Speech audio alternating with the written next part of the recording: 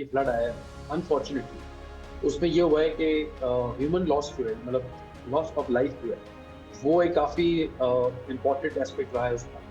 तो I think उसकी वजह से उसको जो अटेंशन मिली है, मतलब rightly so, that is quite high. But specifically speaking about agriculture, because हमारे यहाँ देखें पाकिस्तान में 5 करोड़ एकड़ है जो आबाद है, तो उसमें से अगर 5 लाख एकड़ फॉर एग्जाम्पल इफेक्ट हो जाते हैं, तो that is not going to make a big difference. Unfortunately हमारे पास कुछ लोगों ने फ़ायदा उठा के कीमतों को वैसे ही बहुत ऊपर कर दिया है। सिंध का इसकी कॉटन के फसल के ऊपर बहुत ज़्यादा इम्पैक्ट पड़ेगा। जो टोटल जो है वो 5,20,000 एकड़ का शायद डैमेज हुआ है तीनों दरियाओं के। अगर आप देखें ये हमारा जो टोटल कास्ट थी उसका 7.7% बनता है। तो डेवस्टेशन जो है मैं समझता हूँ कि वो उतनी ज्यादा नहीं है बासमती की भी और नॉन बासमती। तो फ्लावरिंग अभी हो रही है, पॉलिनेशन हो रही है, मौसम बहुत अच्छा है। मैं समझता हूँ कि जो पर एकड़ प्रोडक्शन है वो बहुत अच्छी आएगी। जो हमारा रिवराइन और कच्चे का इलाका है उसमें बहुत ज़्यादा पक्के स्ट्रक्चर्स बन गए हैं। इस वक्त इस हद तक के इलेक्ट्रिसिटी कनेक्शंस हो गए हैं, लोगों ने अपने बंग लगा दिए हैं, जिसकी वजह से पानी की गुजरगाहों के ऊपर एक ऑब्स्ट्रक्शन सी आ गई है। ये जगह तो छोड़ दें जिसको हम बेला कहते हैं सिंध में, यानी फॉरेस्ट, तो डिफॉरेस्टेशन तो बहुत हो गई। लेकिन अगर आप हैदराबाद से नीचे भी कोटली बैराज के नीचे देखेंगे तो उधर दरिया के अंदर हाउसिंग कॉलोनीज हैं जो कि कोर्ट ने बैन की, लेकिन उसके ऊपर काम चल रहा है। अस्सलामुअलैकुम, आज हम बात करेंगे मॉनसून फ्लड के नुकसानात पर। मैं हूं हम्माद आलम और मैं हूं शहबाज अशरफ। पाकिस्तान को इस वक्त फ़्लड का सामना है और सबसे ज़्यादा जो मौजूदा फ़्लड से सूबा मुतासर हुआ है वो पंजाब हुआ है। पंजाब को फूड बास्केट कहा जाता है क्योंकि तकरीबन 70% गल्ला इसी सूबे से आता है। राइस है, कॉटन है, मेज़ है और शुगर केन, ये अहम प्रोडक्ट हैं, हमारी खरीफ की फसलें हैं। क्या आप समझते हैं कि इम्पैक्ट ज़्यादा है या कम है? देखिए, सबसे इंपॉर्टेंट बात है, अगर हम डिफरेंट मीडिया को फॉलो करें तो कहीं नंबर्स काफ़ी एग्जैजरेटेड हैं। कहीं वो कोट कर रहे हैं कि ये इम्पैक्ट तकरीबन 10% ऑफ रकबे का नंबर है, पर कहीं नंबर ही काफ़ी कम आ रहा है। तो आई थिंक हमारे जो गेस्ट हैं, जो एक्सपर्ट्स हैं, वो इस चीज़ पर आई थिंक एक बेहतर व्यू दे देंगे। जी, जैसे शहबाज साहब ने कहा कि ग्राउंड रियलिटी जानने के लिए तो इस वक्त हमारे साथ प्रोग्राम में मौजूद हैं पंजाब से हामिद मलिक साहब जो कमोडिटी एक्सपर्ट हैं, और सिंध से हमें ज्वाइन किया है महमूद नवाज़ शाह साहब ने, ये प्रेसिडेंट है सिंध आबादगार बोर्ड के। जी साल को महमूद नवाज़ शाह साहब, पहले तो आप बताइएगा कि दरियाओं में पानी क्योंकि सिंध को भी हिट करने जा रहा है, तो ये आप किस हद तक समझते हैं कि सिंध के एग्रीकल्चर सेक्टर को मुतासर करेगा? जी, पहली बात यह है कि अनफॉर्चुनेटली हमारे पास कुछ लोगों ने फ़ायदा उठा के कीमतों को वैसे ही बहुत ऊपर कर दिया है। जो फ्लड का वाटर है, जो पानी है, उसका जो इस वक्त तखमीना लगाया जा रहा है गुड्डू के ऊपर, इस वक्त 5-6 लाख क्यूसेक पानी गुजर रहा है, और अगर कह रहे हैं कोई बढ़ा भी तो 7-8 लाख क्यूसेक बढ़ेगा। वो दरिया के लिए बहुत ज़रूरी है कि इतना पानी उसमें से गुजरे। कच्चे इलाका जिसमें जब इतना 8-9 लाख क्यूसेक पानी जाएगा तो कच्चे का इलाका ज़रूर हमारे पास उसमें इम्पैक्ट करेगा। बट जनरली स्पीकिंग आज इस वक्त जब जो बात कर रहे हैं तो आई थिंक जो मोस्ट इम्पैक्ट इस वक्त पड़ा है वो पंजाब में पड़ा है। सिंध का इसकी कॉटन के फसल के ऊपर बहुत ज़्यादा इम्पैक्ट पड़ेगा जो हालिया बारिशें हैं उसका, वरना हमें कोई एज सच ज़्यादा इम्पैक्ट इनका नज़र नहीं आ रहा। हमारे पास जो धान की फसल हो या हमारे पास गन्ने की फसल हो वो अब तक बहुत अच्छी नज़र आ रही है, जो खरीफ की मेन फसलें सिंध में हैं। अच्छा शाह साहब, एक सवाल आई थिंक इन्वेस्टर्स के जहन में भी आता है, हमारे जहन में भी आता है कि अगर हम इसको कंपेयर करें 2022 के फ्लड से और 2025 का फ्लड है, तो अगर आप बता सकें इसमें क्या फ़र्क है और क्या सिमिलैरिटीज़ हैं। उस वक्त तबाही काफ़ी ज़्यादा आई थी रिलेटिव जो हम देख रहे हैं, एस्टिमेट्स जो आ रहे हैं कंपेयर टू जो रीसेंट एस्टिमेट्स हैं, ताकि इन्वेस्टर्स को पता चल जाए कि यार ये डिफरेंस एग्जैक्टली है क्या। बिकॉज अक्सर आवाम यही है कि इसको कंपेयर करी 2022 के फ्लड से। तो आपके मुताबिक सबसे कंपेरेबल फ्लड क्या है और इसको किस तरह देखना चाहिए? ये आपने बड़ा अच्छा सवाल किया। 2022 और 25 के फ्लड में ज़मीन आसमान का फ़र्क है। 2025 का हमारे पास जो फ्लड आ रहा है वो दरियाई फ्लड है। वो आप और मोस्टली हमारे पास ये पिछले 25 से 30 सालों में एक्सपीरियंस नहीं किया पाकिस्तान ने। इवन 2010 का फ्लड वाज डिफरेंट देन 2025 का फ्लड से। साथ ही हमें ज्वाइन किया है सैयद सना खान साहब ने, ये CEO हैं इंडस एकर के और इनका फार्मिंग का बिजनेस है। लेकिन इनसे सवाल पूछने से पहले हम बात करेंगे हामिद मलिक साहब से कि पंजाब में इस वक्त इब्तदाई तौर पर नुकसानात कितने हुए हैं। जी हामिद मलिक साहब बताइएगा। समझना है कि फितरत जो है उसका टोटल जो कमांड एरिया है, जिस यानी जहां से वो गुजरता है, वो 529 किलोमीटर है। अब 529 किलोमीटर में जो क्रॉप जो लगी हुई थी वो 15,92,000 एकड़ पे क्रॉप लगी। अब इसका मैं ये बता देता हूँ, सतलज शुरू होता है कसूर से, ये ईस्टर्न साइड है, कसूर से होता हुआ ये उखाड़ा के तिपालपुर में, फिर उसके बाद बहावल नगर में, और फिर ये बहावलपुर और लोधरा से गुजरता हुआ उसमें चला जाता है। तो अभी इस बेल्ट में तकरीबन 15,92,000 की हमारी कल्टीवेशन थी, जिसमें से हम समझते हैं कि 2,11,000, अभी तक 2,10,000 के करीब हमारा एस्टिमेट है कि वो इसमें डैमेज हुआ है। तो ये तकरीबन बनता है 13.25% ऑफ दिस सतलज एरिया। अच्छा, अब आप रावी पे आ जाए तो रावी का जो कमांड एरिया है वो छोटा है, वो 380 किलोमीटर है, और उसमें तकरीबन 7,20,000 एकड़ लगी हुई थी, जिसमें से 67,000 जो है उसको डैमेज हुआ है, विच इज 9.3%। उसके बाद जो सबसे ज्यादा जो डैमेज हुआ ना एरिया वाइज, और वो बेसिकली बासमती का कोर एरिया है, उसमें से 2,40,000 एकड़ जो है वो हम अभी नुकसान समझ रहे हैं कि हो गया है, और थोड़ा सा ये अभी जलालपुर से आगे गुजर रहा है, तो इसमें कुछ ऐड हो सकता है। बट मैं ये बताऊं आपको कि यहाँ तक जो जलालपुर तक, यानी आज तक जो पोजीशन है, ये एरिया तकरीबन 71% of the total area cover हो गया है। तो इसका मतलब ये है कि अभी जो आगे रहता है वो सिर्फ 30% एरिया है, जिसमें कि बहुत ज्यादा हमारी क्रॉप नहीं लगती है। जो बासमती है वो कम लगती है उस एरिया में, क्योंकि वो कॉटन का एरिया है या उसमें सेसम सीड लगता है। तो उसकी वजह से हम समझते हैं कि जो नुकसान हुआ है अभी तक, वो टोटल जो है वो 5,20,000 एकड़ का शायद डैमेज हुआ है तीनों दरियाओं के। अगर आप देखें, ये हमारा जो टोटल कास्ट थी उसका 7.7% बनता है, यानी 8% आप लगा लें। टोटल हमारी क्रॉप थी 47 लाख, तो उसमें से 5,17,000 या 5,20,000 जो ना हमारा अभी हमें डैमेज नजर आ रहा है। आमिर साहब, जो आप नंबर हमें कोट कर रहे हैं कि डेफिनेटली ये कि जो एस्टिमेटेड लॉस है of total area in Punjab तकरीबन 13 से 15% है, वेराज जो हमने मीडिया में नंबर सुने और डिफरेंट हमने अखबार पे नंबर पढ़े हैं वो तो उससे काफ़ी ज़्यादा हैं। तो ऐसा लग रहा है कि ग्राउंड रियलिटीज़ काफ़ी डिफरेंट है फ्रॉम जो हमें सुनने में आ रही हैं चीज़ें। तो डेवस्टेशन जो है मैं समझता हूँ कि वो उतनी ज़्यादा नहीं है, लेकिन क्योंकि अगर आप सैटेलाइट पे भी देखें तो आपको पानी कुछ इलाकों में नजर आ रहा है। और द गुड थिंग इज कि जो क्रॉप 10 दिन भी, राइस की क्रॉप की बात कर रहा हूँ, जो राइस क्रॉप 10 दिन भी पानी के अंदर थी, वो जैसे ही 10 दिन के बाद भी जब पानी कम हुआ है, तो वो क्रॉप जो है वो मैं समझता हूँ उसमें से भी 40% कम से कम बहुत अच्छी इस वक्त कंडीशन में है। तो इसलिए हम समझते हैं कि ओवरऑल जो अगर आप क्रॉप की बात करें, अभी तो हम एरिया की बात कर रहे हैं, ओके, लेकिन अगर आप ओवरऑल क्रॉप की बात करेंगे तो मैं ये समझता हूं कि पिछले साल का 9.8, प्रोवाइडेड कि अभी हम सिंध की बात बाद में करेंगे, मैं टोटल की बात कर रहा हूँ, बासमती की भी और नॉन बासमती। तो फ्लावरिंग अभी हो रही है, पॉलिनेशन हो रही है, मौसम बहुत अच्छा है। मैं समझता हूँ कि जो पर एकड़ प्रोडक्शन है वो बहुत अच्छी आएगी क्लाइमेट की वजह से, इंटरमीडिएट रेन की वजह से। तो ये मैं समझता हूँ कि इसमें बहुत ज्यादा फर्क नहीं होना चाहिए।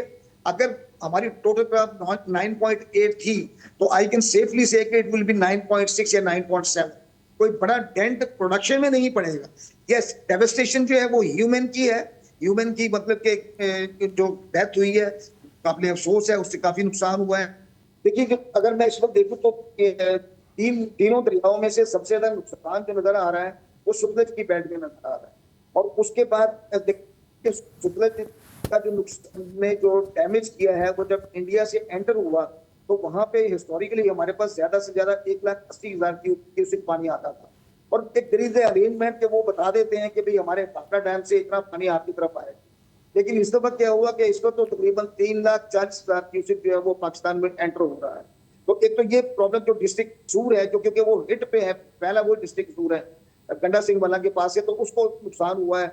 अच्छा, नवाज शाह साहब ये बताइएगा कि सिंध में इरिगेशन इंफ्रास्ट्रक्चर की क्या सूरत हाल है, बैराजेस, कैनाल वगैरह की कैसी सूरत हाल है, और हुकूमत किस हद तक संजीदा है इसको मज़ीद बेहतर करने के लिए? देखिए, हमें वैसे इस वक्त सिंध हो या पंजाब फोकस तो इसी बात के ऊपर करना चाहिए कि अगर क्लाइमेट चेंज हो रहा है और अगर पानी ज़्यादा आना है एट अनएक्सपेक्टेड टाइम, जो एक्सट्रीम इवेंट्स होने हैं, तो सबसे पहली बात तो हमें अपने इंफ्रास्ट्रक्चर की बात करनी चाहिए। 2024 का ही मिसाल दे देता हूँ कि सक्खर बैराज जो कि वन ऑफ द लार्जेस्ट बैराजेस है अपने मुल्क का, उसका एक गेट वॉश ऑफ हो गया। उस टाइम में वॉश ऑफ हुआ जब पानी की सतह जो थी वो बहुत कम थी, वो अपने नॉर्मल से भी कम में पानी बह रहा था। तो इस तरह के अब वो उसको ठीक तो कर रहे हैं। तो इस तरह का सूरत हाल पूरा जो इरीगेशन नेटवर्क तो सिर्फ बैराजेस तो नहीं है, उसके पूरे सिस्टम्स हैं, कैनाल्स हैं, पूरा उसके साथ इंफ्रास्ट्रक्चर मौजूद है जो हमारे ख्याल में वो इस वक्त एज कर गया है।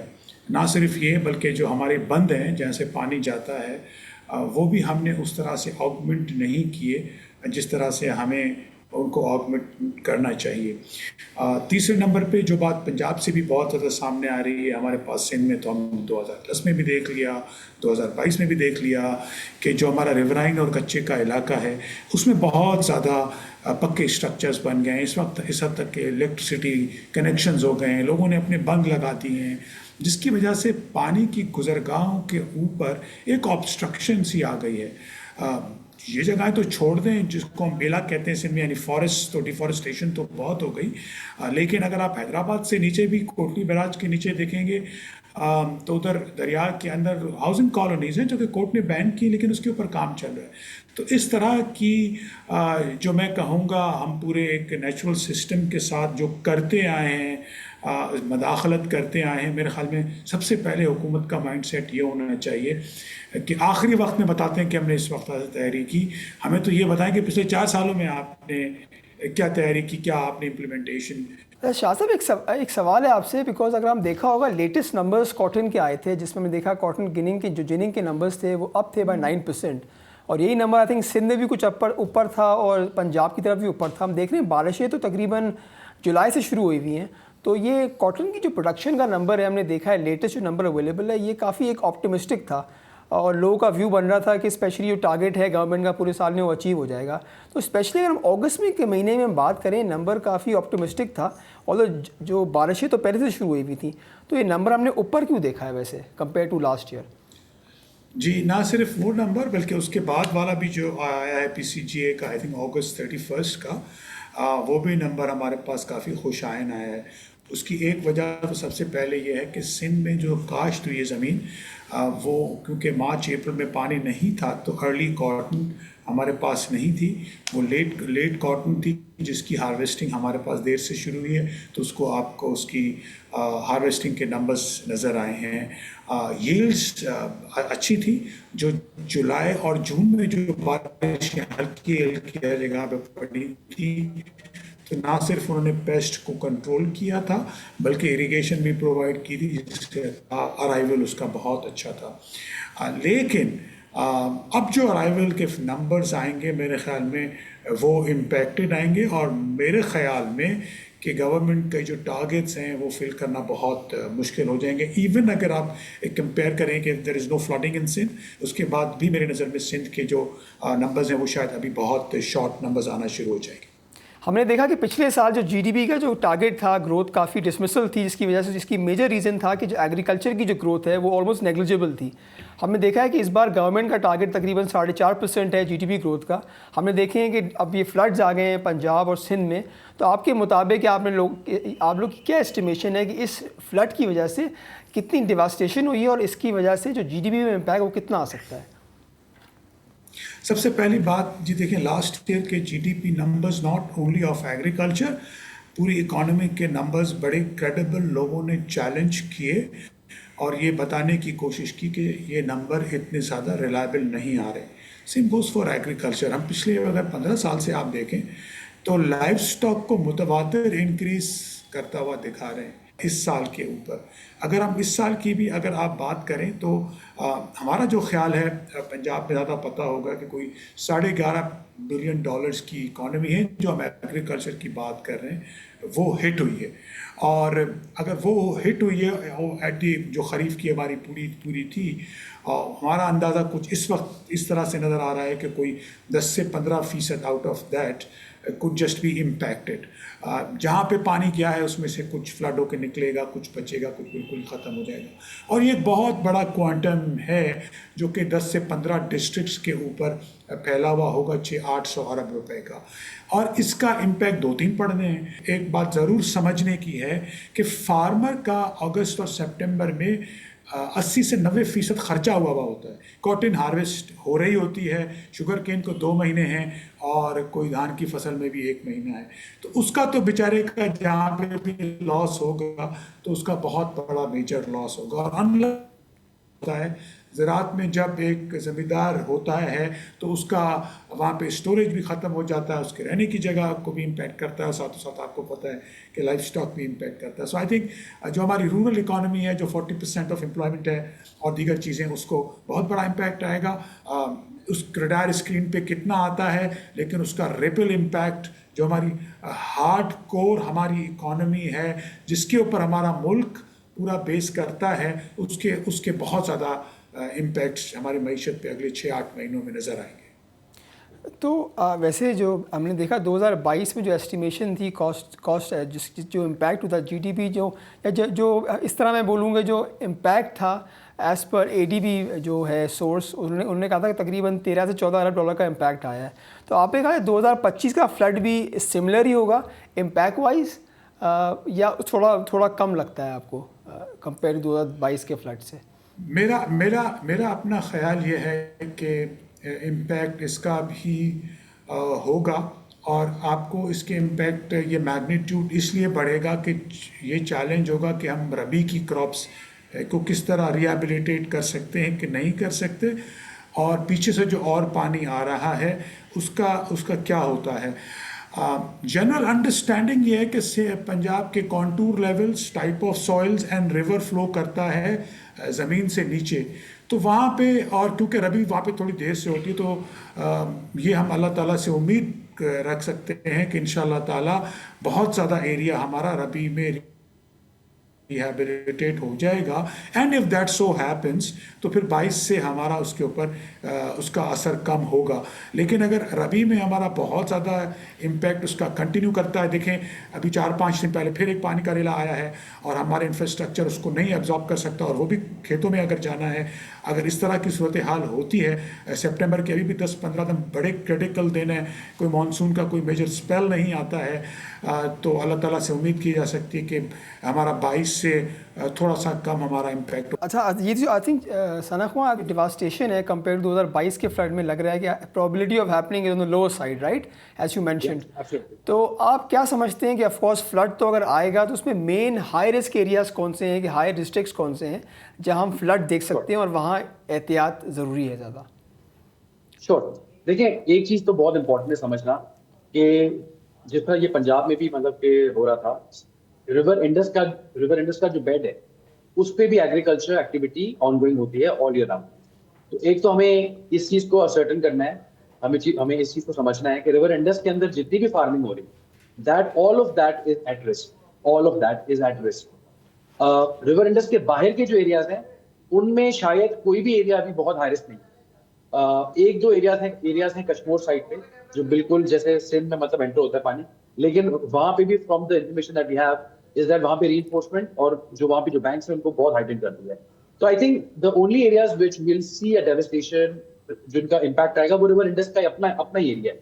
अनफॉर्चुनेटली ओवर द इयर्स लोग उस पे जो है वो कल्टीवेशन करते हैं, तो वो एरिया सबसे ज्यादा हाई रिस्क पे है। देन अगेन जब आप डेल्टा की तरफ जाते हैं तो फॉर एग्जाम्पल ठट्टा एंड सजावल, उनके जो रिवर इंडस के जो हैं एरियाज हैं, बिकॉज वो लो लाइंग है, तो वहां पे एक्सपेक्टेड है कि फर्दर जो ना वो एग्रीकल्चर एटलीस्ट जो है वो डेवस्टेशन हो सकती है। But that is something that people जो रिवर इंडस के बेड में फार्मिंग करते हैं उनको इस चीज का अंदाजा है। अच्छा, one last question before we end the show, एक ये है कि for example of course you more of a Sindh expert, आपको पता है कि कितना फ्लड सिंध में आएगा, कितनी डिवास्टेशन हो सकती है, नहीं हो सकती, बट आपने ऑफ कोर्स न्यूज़ में देखा होगा, मीडिया में देखा होगा, जो डिवास्टेशन हुई है पंजाब साइड में, उसमें आपका क्या एनालिसिस है कि कितना इम्पैक्ट हो सकता है on the economy and on the agriculture side? Sir I was so again I think 2000 and अब देखें इस साल का जो ये फ्लड आया है, अनफॉर्चुनेटली उसमें ये हुआ है कि ह्यूमन लॉस जो है, मतलब लॉस ऑफ लाइफ जो है, वो एक काफी इम्पोर्टेंट एस्पेक्ट रहा है उसका। तो आई थिंक उसकी वजह से उसको जो अटेंशन मिली है, मतलब rightly so, that is quite high.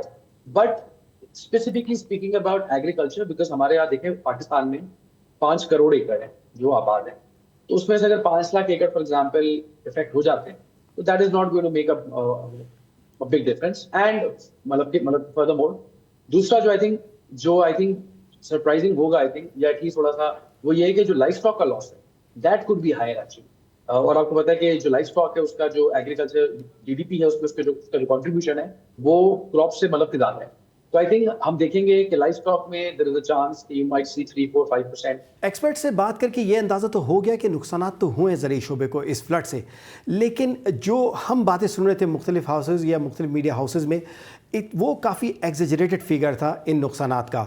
ज़रूरी बात यह है कि हमने जो फ्लड की फ्रिक्वेंसी है इसमें काफ़ी इजाफा हो रहा है। 1995 के बाद 2010 में फ्लड आया था, लेकिन उसके बाद हमने देखा कि ये फ्रिक्वेंसी बढ़ती जा रही है। तो हुकूमत के लिए सबसे अहम काम यह है कि अपना इंफ्रास्ट्रक्चर इरिगेशन का बेहतर करें इन फ्लड से निपटने के लिए, और इसके साथ साथ जो सीड टेक्नोलॉजी है उसमें क्लाइमेट चेंज के हवाले से टेक्नोलॉजी मुतारिफ कराए या हमारे सीड को एक्लिमेटाइज करें ताकि हमारी पर एकड़ यील्ड जो है उसमें इजाफा हो। बहुत शुक्रिया आपके वक्त देने का।